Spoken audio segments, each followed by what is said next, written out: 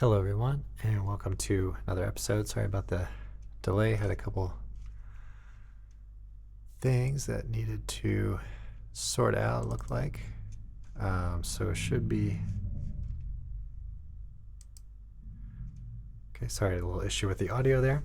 But it should be back up and running here now. So a little bit of a review of what we have done this past week. And so I might do a little playing.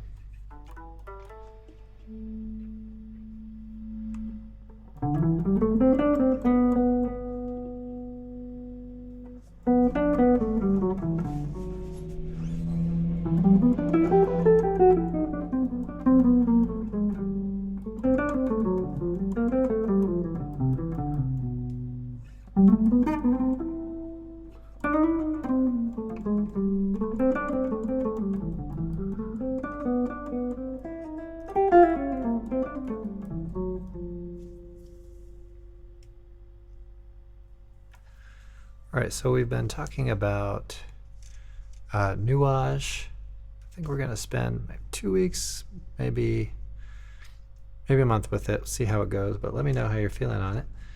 And just kind of cover various topics, theory, and so on it. But maybe I'll begin by doing a little playing, just kind of improvising on the changes here.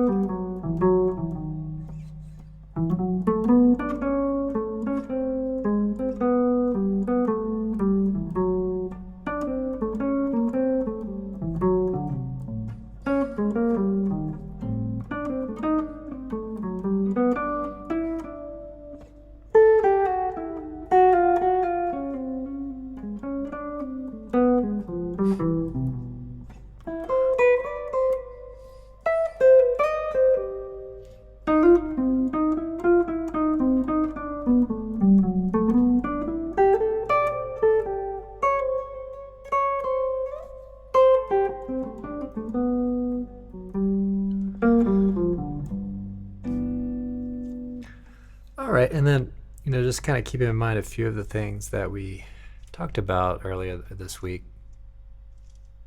Everything.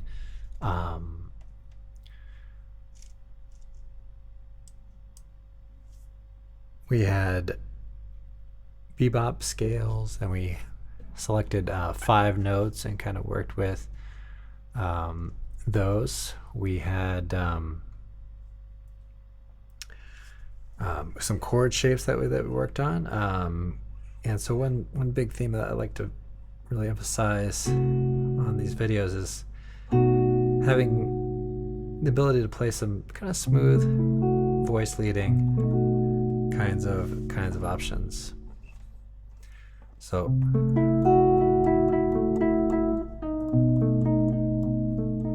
So maybe choosing an inversion of a chord, like second inversion here on the F sharp minor 7 flat 5, and then moving that into the B7.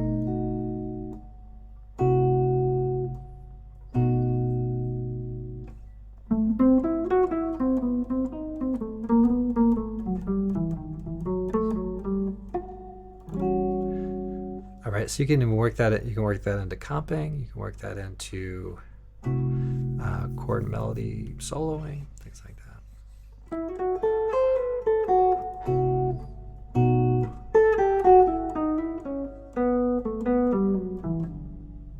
Okay. So same thing we talked about, and then what helps to move it along too is to get the basic idea and then maybe try some other options. So we talked about B flat, minor 7 going to E flat 7, right? So that motion there, and then maybe playing something a little different than that basic thing, and then also seeing where, if you know the E flat 9, for example, here, kind of thinking about how that relates to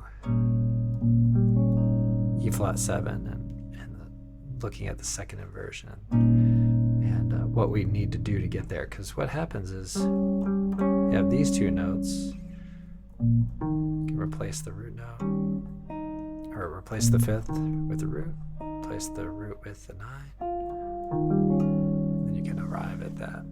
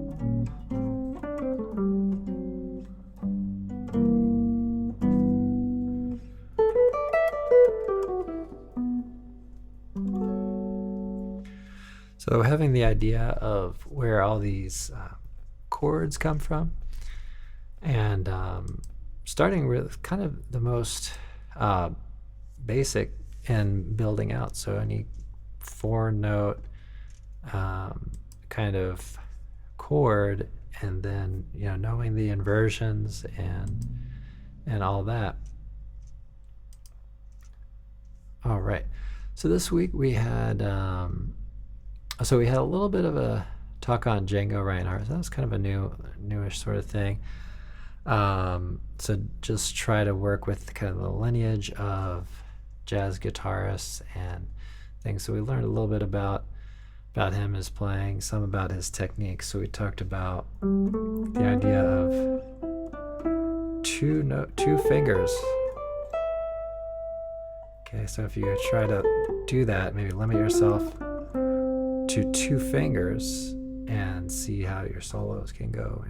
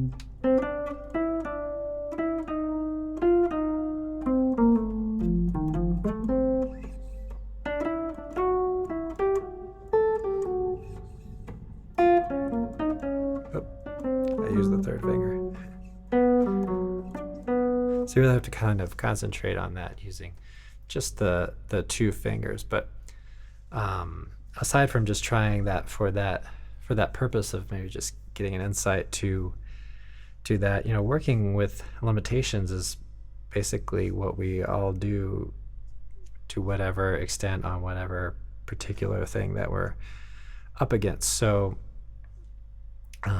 So technique, you can purposely try to limit yourselves in different ways. It doesn't have to be two fingers. You could try just one finger, and how that kind of shifts your perception and how you're gonna work with things. So one thing I found when I was doing the two fingers is I felt I needed to move more horizontally, which is a good thing to be working at anyway on guitar, because a lot of times folks will get stuck into vertical kind of fret positions and things. So you could try different finger limitations. You could try just one finger, and each finger kind of has its own role. So that's another kind of thing to think about too. The first finger has a lot of responsibility for preventing unwanted sounds from the open strings.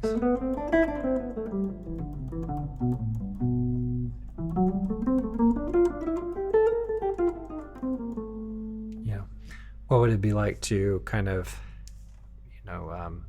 limit yourself and say, okay, I'm not going to use my picking hand right now. So you say, okay, what does that feel like? So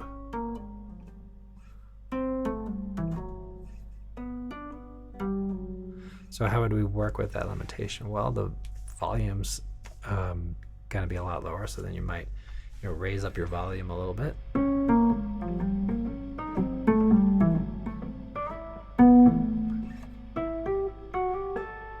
And then you have to generate some sound from kind of hitting the strings pretty strongly. So, but try to develop those limitations, or try to kind of synthetically think about limitations that you may not even have, can really open up insights into some other things potentially.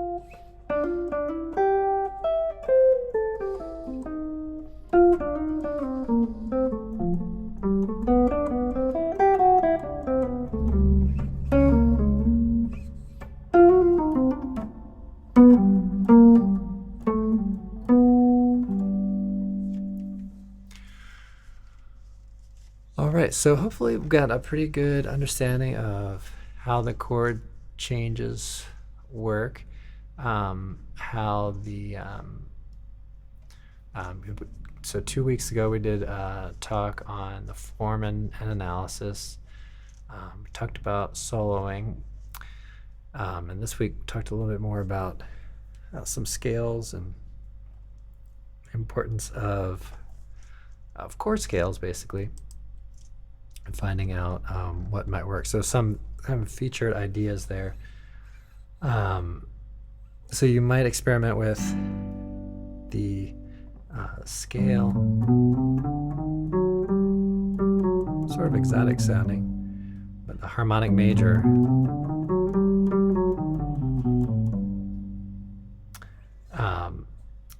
And then thinking about, okay, how might that help us? Well, let's say the D7 flat 9.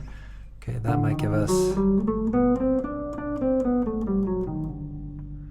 in a sense, it gives us things that are very close to G major, but since the chord has a flat 9, then it it accommodates that. So, but you could do other things, like just to make it more more dissonant against the tonic chord. So maybe like a Phrygian dominant.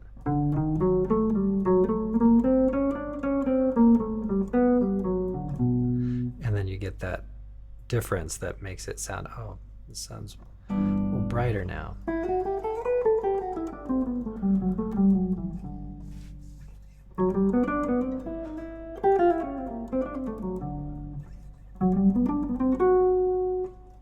Okay, but we wouldn't have to necessarily limit ourselves to that. So those are some things that you can kind of think conceptually. So we have that program called the Practice Ideas and Concepts. So we could try to play notes of a given chord that are, as much as possible, part of the original key, like key of 1 sharp in this example, and then just accommodate that one other note that is outside of it, and see kind of what you come up with. So at the moment, very end of the form, we have a C9, right? So we know this B flat is kind of outside of that. But what if we played everything else just kind of key of G?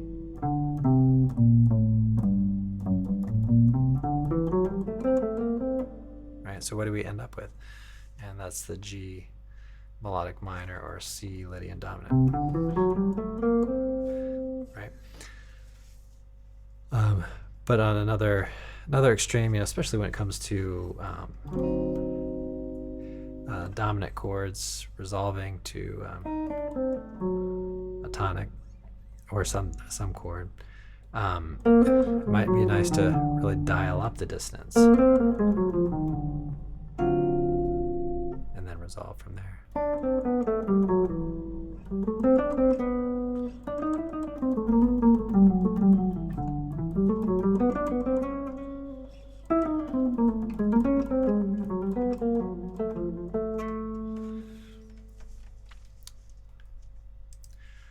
All right, so we'll see what we do next week, but let me know if you have any ideas or anything that really particularly interests you in any of this.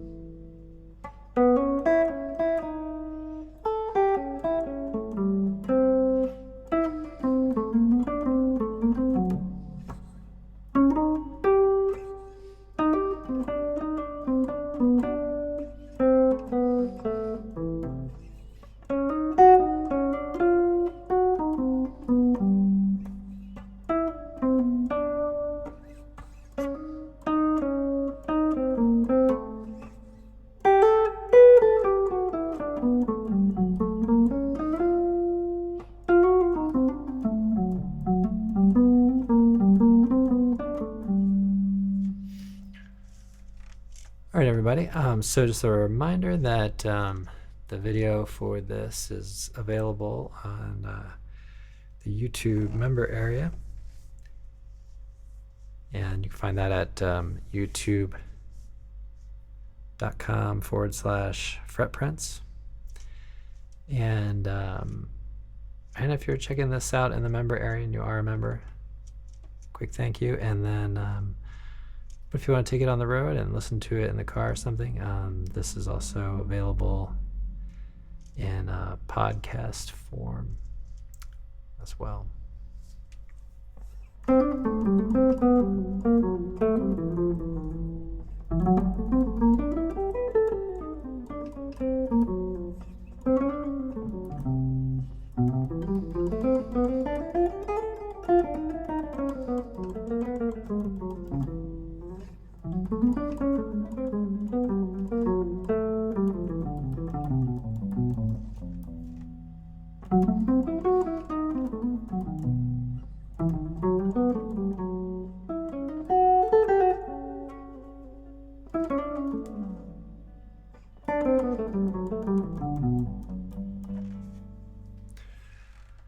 All right, everybody. Well, thanks again for checking out this talk. And I will see you all in the next one.